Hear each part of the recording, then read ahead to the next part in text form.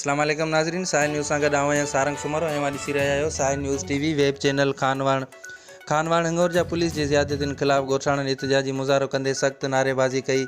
Press club खानवाण अॻियां पोरियतन गुलाम अहमद बोयो, गुलाम server बोयो, गुलाम मुस्तफ़ा बंड, अब्दुल गफ़ार मीडिया अॻियां दाईंदे चयो त SHO हिंगोर जा मनशाद कलोड़, पुलिस एहलकार बचल मंगणे जो वज़ीर ममणाणी बाअसरनि जी वंगार वहंदे असां ग़रीबनि लाइ ऋण ॿारे ॾिनो आहे।